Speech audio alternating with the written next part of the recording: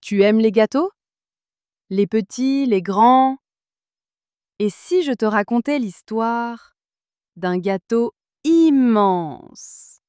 Aujourd'hui, je vais te parler d'une toute petite souris, nommée Mina, qui avait un rêve plus gros qu'elle. Un rêve sucré, moelleux, délicieux. Elle ne voulait pas juste manger un gâteau. Non, elle voulait en construire un géant. Un gâteau si grand qu'on pourrait y grimper, y danser et même y dormir, bien au chaud, entre deux couches de crème.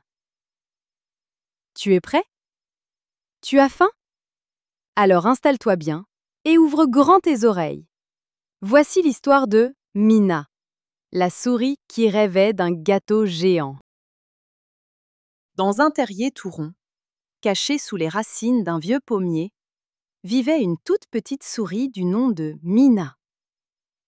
Mina était vive, malicieuse et surtout très gourmande. Elle adorait les miettes de pain grillé, les copeaux de fromage, les pépins de pommes caramélisés et surtout, les gâteaux.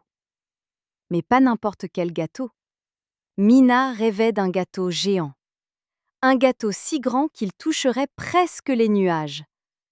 Un gâteau avec des escaliers en sucre, des étages moelleux à la noisette et une cerise géante tout en haut. Chaque soir, avant de s'endormir, elle dessinait ses idées sur un vieux mouchoir. Des plans, des croquis, des couches, des fontaines de chocolat. Et elle soupirait en regardant la lune. Un jour, murmurait-elle, je construirai le plus grand gâteau du monde. Mais le matin venu, la réalité revenait. Elle était toute petite, avec de toutes petites pattes, et un gâteau géant, ça ne se fait pas avec des miettes et des rêves. Alors, pendant longtemps, Mina garda son rêve pour elle, jusqu'au jour où elle tomba sur une fraise écrasée. Pas très jolie, mais immense. Et elle eut une idée. Et si je ne le faisais pas toute seule? Elle courut d'un pas décidé jusqu'à la clairière, monta sur une pierre et déclara bien fort. Amis de la prairie, j'ai un rêve. Je veux construire le plus grand gâteau que cette forêt ait jamais vu. Mais pour y arriver, j'ai besoin de vous. Un silence. Puis un mulot demanda. Un gâteau géant? Vraiment géant? Oui, répondit Mina. Assez grand pour qu'on puisse danser dessus. Oui, les animaux se regardèrent. Puis la taupe Margot leva sa pelle. Moi, je peux t'aider à creuser les fondations. Et le renard Gustave ajouta. Moi, je connais une recette secrète pour un glaçage miroir. Bientôt, tout le monde proposa quelque chose. Le castor tailla des planches de sucre dur. Les abeilles offrirent du miel doré. Les corbeaux apportèrent des fruits de toute la région. Et même le hérisson Raoul, pourtant grognon, accepta de battre les œufs. Mina était émerveillée. Chaque jour, elle coordonnait les préparatifs. Les couches de gâteau s'empilaient. Noisettes, carottes, miel, pommes, chocolat.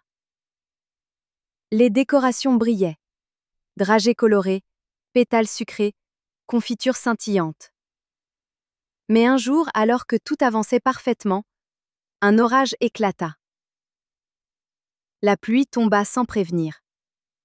Le vent souffla fort. Et une partie du gâteau s'écroula dans une flaque. Mina resta figée, ses plans envolés, ses rêves fondus. Elle alla se cacher sous une feuille. C'est fini, dit-elle tout bas. Je n'y arriverai jamais. Mais pendant qu'elle pleurait doucement, quelqu'un la couvrit d'une goutte de sirop chaud. C'était Margot, la taupe. Tu as eu une belle idée, Mina, dit-elle. Et ce n'est pas une tempête qui va l'effacer. Autour d'elle, tous les animaux étaient là.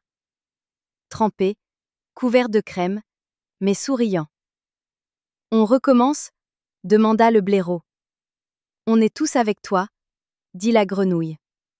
Ce gâteau, c'est aussi un peu le nôtre maintenant.